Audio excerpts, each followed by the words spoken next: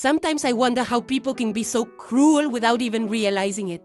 How they can look at someone like me and see nothing worth their time or respect. There I was, standing at the back of that crowded school auditorium on a cold Tuesday evening in September, wearing my old floral apron because I'd rushed straight from preparing dinner for my ungrateful family. And I could hear the whispers, the snickers, the barely contained laughter rippling through the crowd like poison. "Look at the old lady in the kitchen apron," someone muttered behind me, their voice dripping with disdain. "Doesn't she know this is a serious meeting? Maybe she's lost." Another voice joined in. "Someone should tell her the bingo hall is across town." The cruel laughter that followed made my cheeks burn with shame. But I kept my head high, my spine straight, even as my heart cracked a little more with each dismissive comment. My name is Margaret Thompson, and at 67 years old, I've learned that respect isn't something that's freely given. It's something you have to earn, sometimes in the most unexpected and painful ways. That particular evening, I come to the Riverside Elementary School board meeting because they were discussing budget cuts that would eliminate the art program my granddaughter Emma loved so dearly. The same program that had given her confidence and joy after her parents' messy, bitter divorce had left her withdrawn and silent for months. The mahogany-paneled meeting room smelled of old wood polish, stale coffee from the principal's thermos, and the kind of institutional disinfectant that reminded me of hospitals and government offices.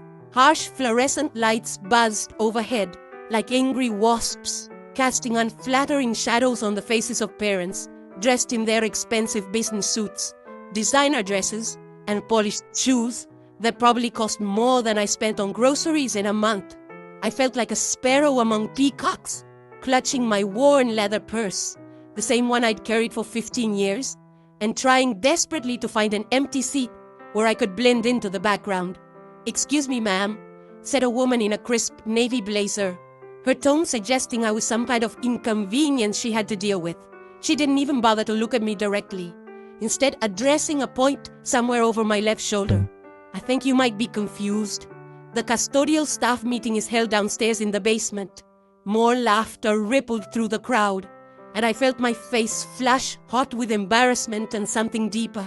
A quiet, burning anger that had been building inside me for months, years even, as I finally found a seat in the very back row, squeezing between a mother texting on her phone and a father checking his expensive watch. I noticed the school board members shuffling their papers with the kind of arrogance that comes from never having their authority questioned. They sat behind that imposing table like judges, looking down at the assembled crowd with barely concealed impatience, as if our presence was an interruption to their important work, rather than the very reason they held their positions. Mr. Richard Blackwell, the board chairman, adjusted his silk tie and cleared his throat importantly. His silver hair was perfectly styled. His suit probably cost more than most people's monthly salary, and his entire demeanor screamed entitlement and self-importance. He had the look of a man who had never been told no, never been challenged, never had to fight for anything in his privileged life. They had no idea that the old lady in the apron sitting in the back row, the woman they dismissed without a second thought, held more power than all of them combined. They couldn't have imagined that their comfortable little world of backroom deals and financial manipulation was about to come crashing down around them, brought low by someone they considered beneath their notice. But I knew. I'd been preparing for this moment for months, gathering evidence, organizing documents, and waiting for exactly the right time to reveal the truth. Tonight, these arrogant people who thought they could ignore me, mock me, and dismiss me like some confused old woman were about to learn a lesson they'd never forget. The meeting dragged on for what felt like an eternity, filled with bureaucratic jargon, meaningless statistics, and the kind of dismissive attitudes that come from people who've never had their authority questioned or their decisions challenged by anyone they considered beneath them. When they finally announced the art program cuts, my heart broke watching other grandparents and parents shift uncomfortably in their seats, too intimidated by the formal setting and the board's obvious disdain to speak up for their children. The board chairman, Richard Blackwell, with his silver hair and expensive suit that screamed self-importance, barely glanced up from his meticulously organized notes as he explained in a monotone voice how non-essential programs had to be sacrificed for what he called fiscal responsibility and educational priorities. His words were carefully chosen, designed to make anyone who disagreed sound unreasonable or fiscally irresponsible. I raised my hand slowly, my arm trembling slightly from nerves and suppressed anger. Several people turned to look at me, some with mild curiosity, others with barely concealed amusement, as if watching a child try to participate in adult conversation. The whispers started immediately. What does she think she's doing? Someone should tell her this isn't a town hall meeting.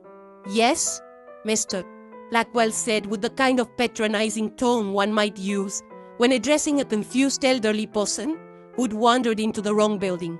He didn't even try to hide his irritation at being interrupted by someone so obviously beneath his social station. I'd like to speak about the art program, I said, surprised by how steady my voice sounded despite my racing heart and sweaty palms. I could feel dozens of eyes on me, judging my appearance, my age, my audacity and daring to question their betters. Ma'am, he replied with exaggerated patience, the kind that made it clear he was doing me an enormous favor by acknowledging my existence.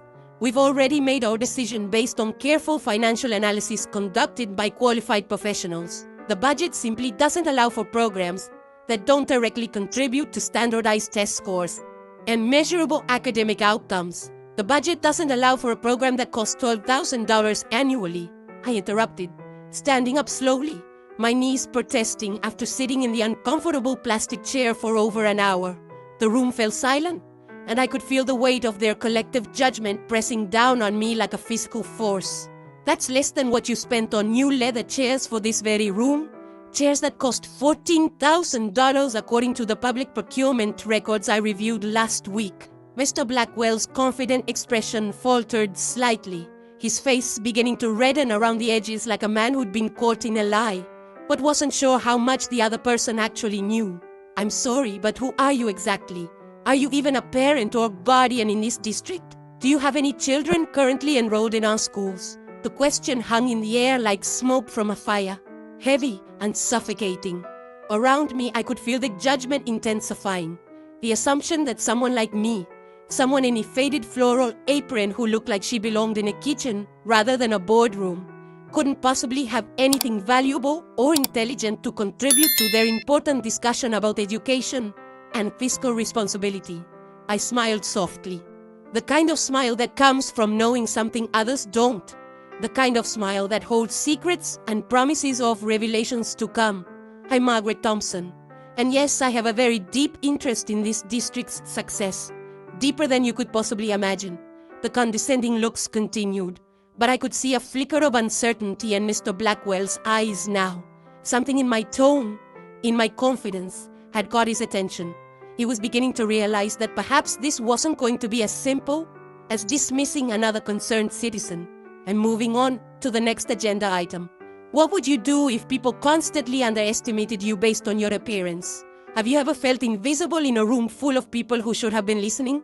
Share your thoughts in the comments below. And don't forget to subscribe for more inspiring stories of quiet strength and unexpected victories. The condescending looks and whispered comments continued. As I made my way toward the front of the room, my sensible shoes squeaking slightly on the polished linoleum floor that reflected the harsh overhead lighting, I could hear fragments of conversations behind me, disrupting the meeting, wasting everyone's time. Someone should escort her out, and this is what happens when you don't have proper security at these things. But I'd spent too many years being invisible, being dismissed, being treated like my opinions didn't matter, simply because I was an older woman who chose comfort and practicality over fashion and status symbols, who valued substance over appearance. Every slight, every dismissive glance, every time someone had talked over me or around me as if I wasn't there, had been building up to this moment. Mrs. Thompson, Mr. Blackwell said, with the kind of exaggerated patience usually reserved for dealing with difficult children or confused elderly relatives. While we certainly appreciate community input and civic engagement, These complex financial decisions require a level of expertise and understanding that what? I asked, stopping just a few feet from the imposing board table, with its microphones and official nameplates, each one representing someone who thought they were more important than the people they served. That someone who's managed household budgets for 47 years couldn't possibly understand. Someone who's watched every penny, made every dollar stretch through recessions and job losses, and still managed to put 3 children through college without taking on crushing debt. The room was dead silent now, the kind of silence that feels heavy and expectant. Even the air conditioning system seemed to hold its breath, and I could hear my own heartbeat pounding in my ears like a drum announcing the beginning of a battle.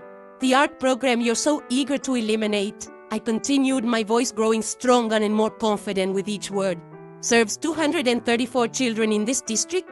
It's taught by Mrs. Rodriguez, a dedicated educator who's been here for 15 years and has helped dozens of kids discover talents they never knew they had. Last year alone, 3 students from this program received full scholarships to prestigious art schools, and 2 others had their work displayed in the state capitol building. Board member Janet Walsh, a thin woman with perfectly styled blonde hair and a nervous habit of shuffling papers, cleared her throat uncomfortably. Her designer suit probably cost more than most teachers made in a month, and her manicured nails clicked against the table as she fidgeted with her pen. "Well, that's certainly nice, Mrs. Thompson," she said, in a voice that suggested it wasn't nice at all. "We have to make hard choices in difficult economic times. The math and reading programs that directly impact standardized test scores have to take priority over extracurricular activities that, frankly, don't contribute to our students' academic success." "Of course they do," I agreed, nodding as if I completely understood their position. "But what about the children who learn differently? What about kids like my granddaughter Emma, who struggled with traditional subjects and felt stupid and worthless until art gave her confidence and a way to express herself? What about the boy who stopped getting into fights and acting out because he found he could channel his anger and frustration into painting instead of violence?" I could see some parents nodding now, finally finding their voices in murmurs of agreement and recognition. These were the stories that mattered, the real impact of education that couldn't be measured by test scores or budget spreadsheets. But the board members looked unmoved, checking their expensive watches and exchanging glances that clearly said they were humoring the old lady before moving on to what they considered real business. That's when I decided it was time to stop being polite. They wanted to see what this old woman in Apron was really capable of.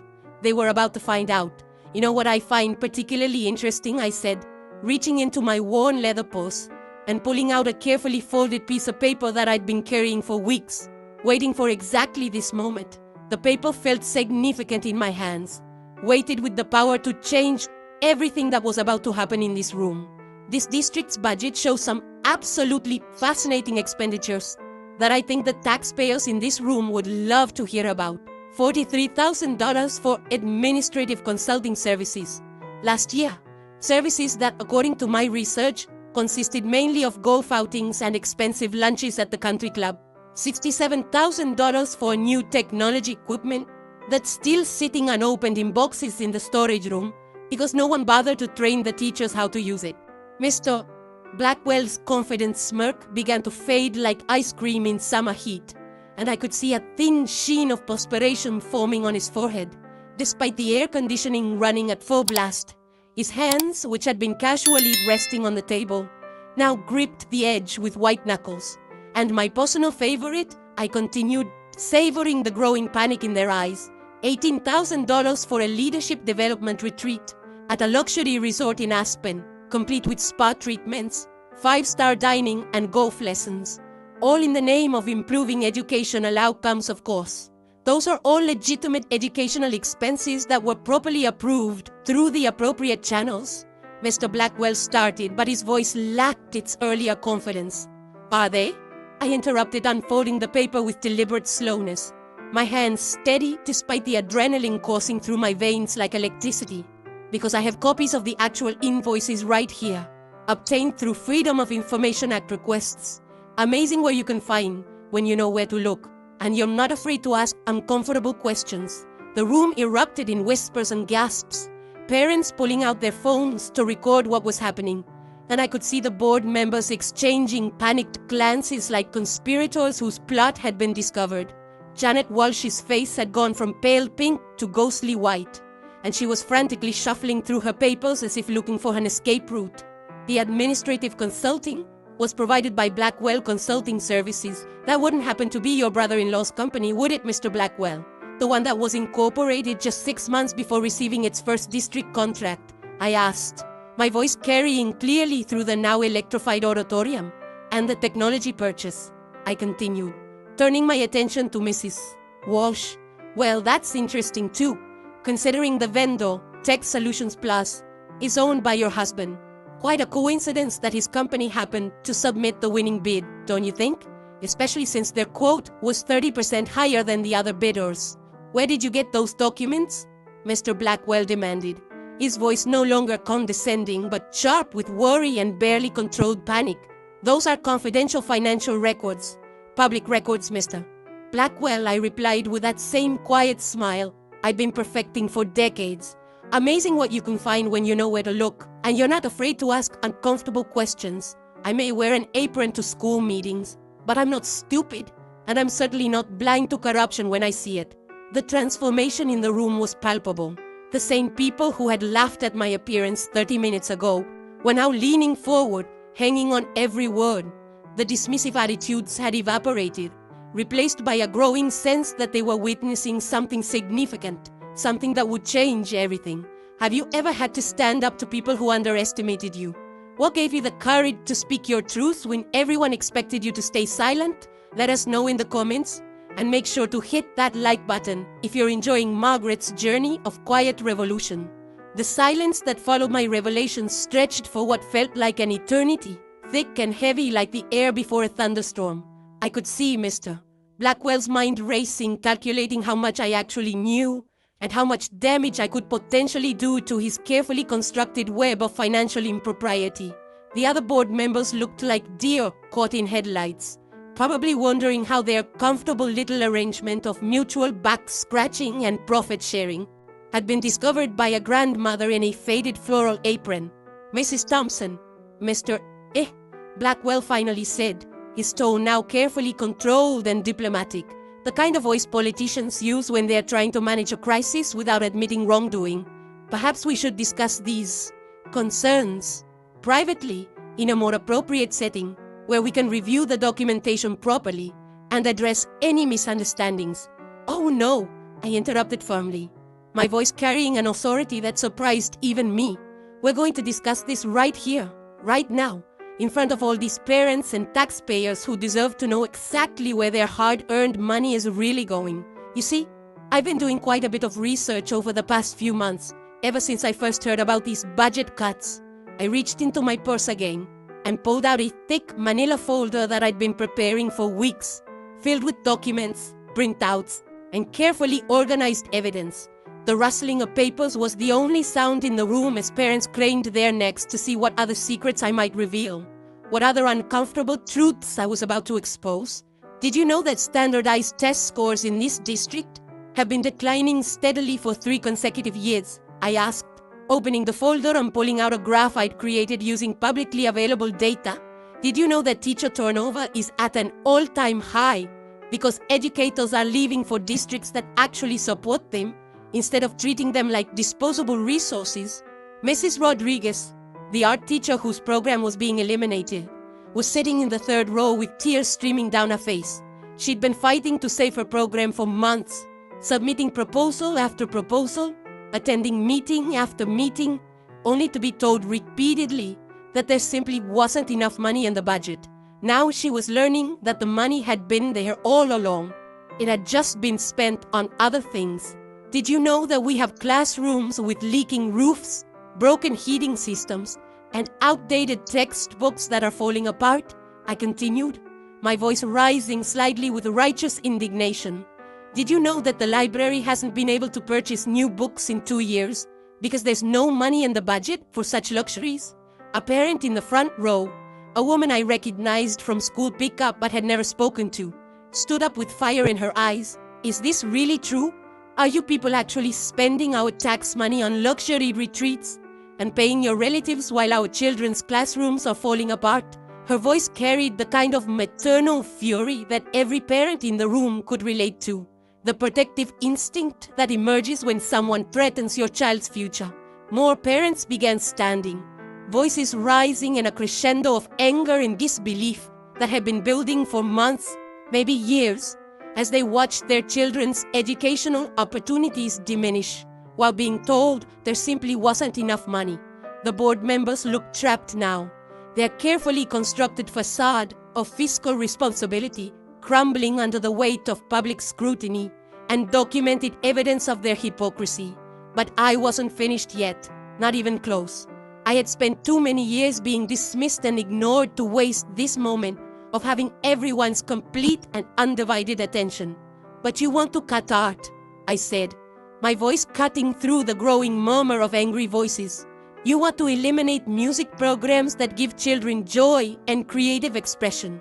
You want to reduce library hours and lay off support staff, all while spending tens of thousands of taxpayer dollars on consulting fees that go to your relatives and technology purchases from companies owned by your spouses. Sit down, everyone, please, I said calmly, and surprisingly, they did. There was something in my voice now, an authority that hadn't been there when I'd first walked into the room in my kitchen apron. Something that commanded respect rather than begging for it. The transformation was remarkable. These same people who had been laughing at me an hour ago were now hanging on my every word, because what I'm about to tell you is going to change everything. That I want to make sure you all hear it clearly. I opened my folder and pulled out a legal document with an official seal, its importance evident even from the back rows of the auditorium. The paper was thick, expensive, the kind used for important legal documents that carry real weight and consequences. This is a property deed, I announced, holding it up for everyone to see, letting the weight of its significance settle over the room like a blanket. Specifically, it's the deed for the land this school sits on, and the middle school down on Maple Road, and the high school on Oak Street, and the district administration building on Pine Avenue. Mr. Blackwell's face went from red to white in an instant, the color draining from his cheeks like water from a broken dam. His mouth opened and closed like a fish gasping for air, but no words came out. The other board members looked equally stunned, their faces reflecting a growing understanding that their world was about to change dramatically. That's impossible. The district owns those properties. He finally managed to stammer. Does it? I asked, walking closer to the board table with the confidence of someone who holds all the cards in a high-stakes poker game. My sensible shoes clicked against the floor with each step, the sound echoing in the silent room like a countdown to Judgment Day. Because according to this document, filed with the county recorder's office on March 15, 1987, my late husband, Thomas Thompson, purchased these properties from the district when they were facing bankruptcy and potential closure. The agreement was that the district could continue using the land for educational purposes indefinitely, as long as they maintained certain standards of fiscal responsibility and educational excellence. The room was so quiet, you could hear a pin drop, so silent that the hum of the fluorescent lights seemed deafening.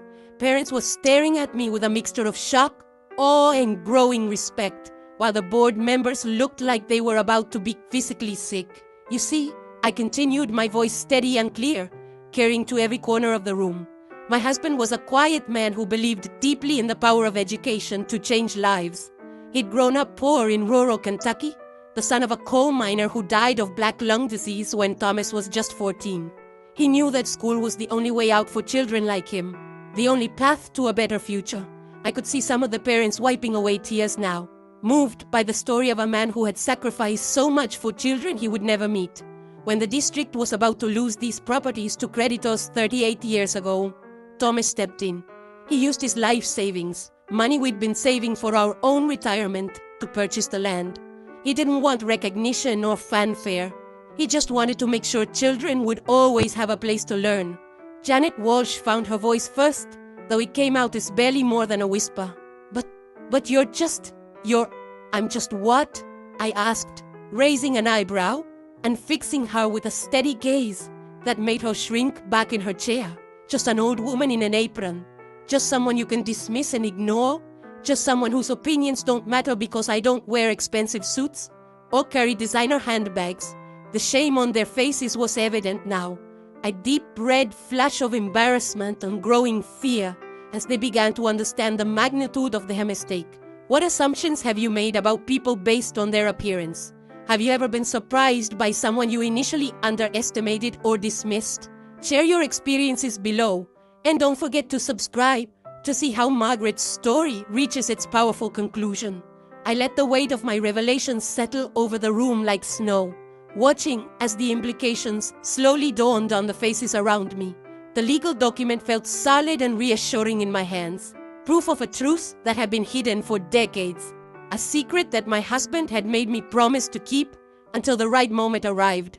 Watching these people dismiss and belittle everything he had cared about, everything he had sacrificed for, had finally pushed me past my limit of polite silence. The agreement my husband signed with the district, I said, pulling out another document from my carefully organized folder, included very specific clauses about how the district should be managed and what standards should be maintained. Complete transparency in spending with all financial records available for public review. Priority given to educational programs over administrative costs, with a specific ratio that must be maintained between classroom spending and administrative expenses. Mr. Blackwell was frantically whispering with the district's lawyer, a nervous-looking man in an ill-fitting suit, who had gone pale as he reviewed the documents I'd provided. I could see him shaking his head, his expression growing more grim with each page he turned. The other board members sat in stunned silence, finally beginning to understand that the woman they'd been mocking and dismissing for the past hour held their professional futures, their reputations, and their comfortable positions in her weathered hands. And most importantly, I continued, my voice growing stronger with each word, respect for every member of the school community, students, teachers, parents, and yes, even grandmothers in kitchen aprons who care about children's futures.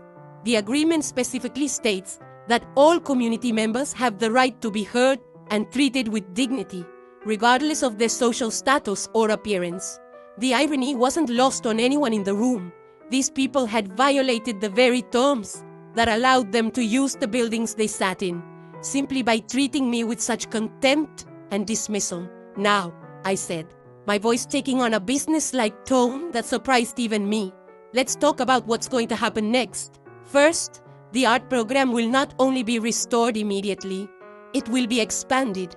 Mrs. Rodriguez deserves a proper budget, new supplies, and an assistant teacher to help manage the growing interest in creative education. Applause broke out from the parents, and Mrs. Rodriguez was openly crying now, but with relief and joy instead of the despair she'd been carrying for months. Other teachers in the audience were smiling through their tears, finally seeing hope after years of budget cuts and diminishing support. Second, there will be a complete and thorough audit of all district spending for the past 5 years, conducted by an independent firm with no ties to this community or anyone in it. Every consulting fee, every retreat expense, every questionable purchase will be examined under a microscope and made public for all taxpayers to see. The board members shifted uncomfortably in their seats, knowing their cozy arrangements and profitable side deals were about to be exposed to the harsh light of public scrutiny and legal investigation. I could see Janet Walsh's hands trembling as she tried to maintain her composure. And third, I said, my voice growing stronger and more confident with each word, there will be immediate changes in leadership. People who view their positions as opportunities for personal gain rather than public service have no place making decisions about our children's futures. I pause, letting my words sink in before delivering the final blow. The resignation letters should be on my desk by Friday morning. All of them. The transformation in the room was complete. The same people who had snickered at my apron were now looking at me with respect, admiration, and not a little bit of awe. I had gone from invisible to indispensable in the span of 2 hours, and everyone in that room knew that nothing would ever be the same again. Over the following weeks, the changes came swiftly and dramatically. The independent audit revealed exactly what I'd suspected. Years of mismanagement, questionable spending, and a complete disregard for the district's educational mission. Mr. Blackwell resigned in disgrace on Thursday morning, followed by Janet Walsh and 2 other board members who couldn't explain their obvious conflicts of interest. When confronted with the evidence, the local newspaper ran a front-page story about the mystery benefactor's widow who had saved the school district from corruption and financial ruin. They wanted to interview me, take my picture, make me into some kind of local celebrity or folk hero. Television stations from 3 neighboring cities called, wanting to do feature stories about the grandmother who had taken on the establishment and won. I declined all of them. That wasn't why I'd spoken up, and I had no interest in fame or recognition. I did, however, accept an invitation to speak at the next school board meeting, this time as an honored guest rather than a dismissed nuisance. When I walked into that same auditorium 2 weeks later, wearing the same floral apron that had caused so much laughter before, the reception was entirely different.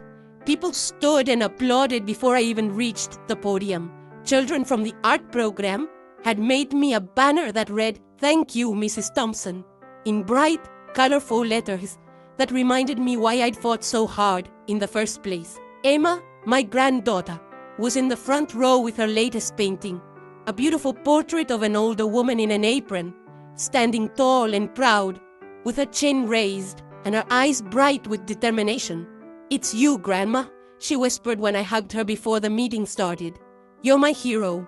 You showed me that it doesn't matter what other people think about how you look or how old you are. What matters is standing up for what's right."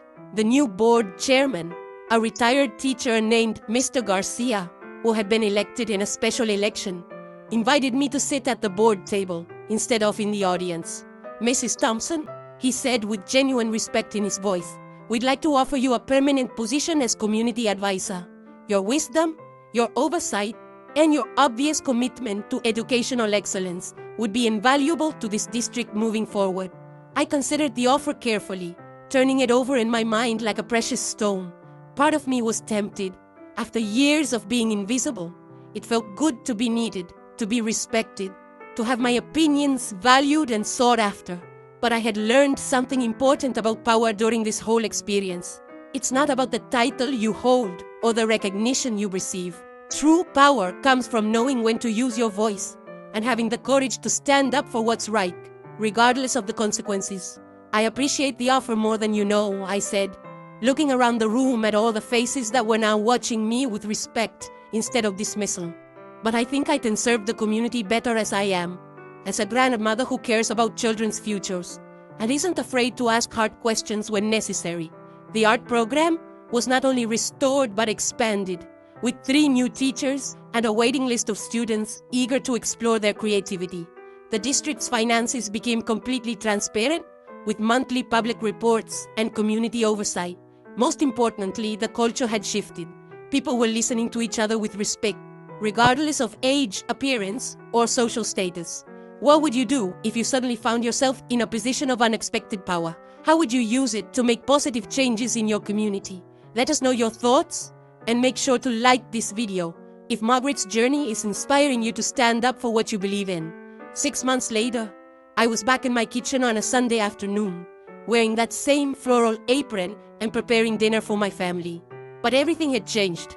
Even if the routine looked exactly the same from the outside, the art program was thriving, with 3 new teachers and a waiting list of students eager to explore their creativity.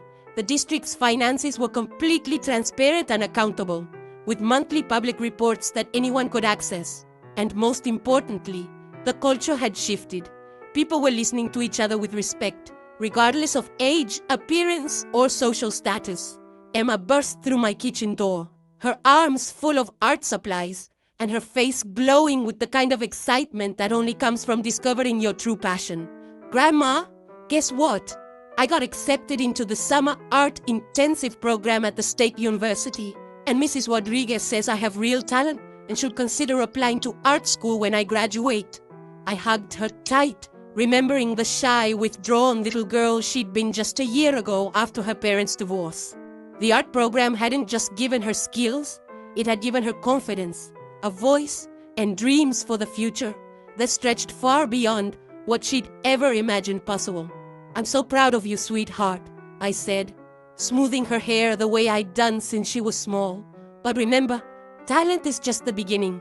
It's what you do with it, how hard you're willing to work, and how much you're willing to fight for your dreams that really matters." She nodded seriously, then grinned with the wisdom that sometimes comes from watching the adults in your life do extraordinary things. Just like you did, right?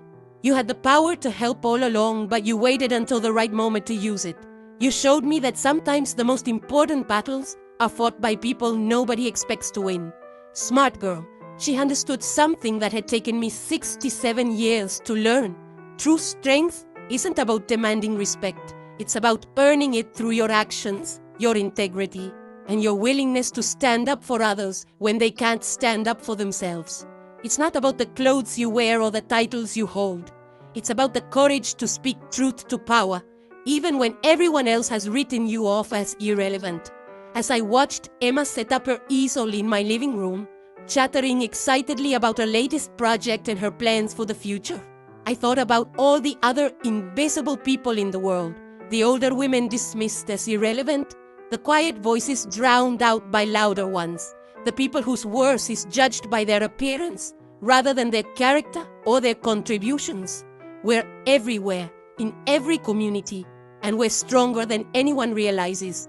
That night, I took off my apron and hung it carefully in the closet, smoothing out the wrinkles and thinking about all the battles it had seen. Tomorrow, I'd put it on again and continue my quiet work of making the world a little better. One small act of courage at a time. Because sometimes the most powerful thing you can do is simply refuse to be invisible, refuse to be dismissed, and refuse to let injustice go unchallenged.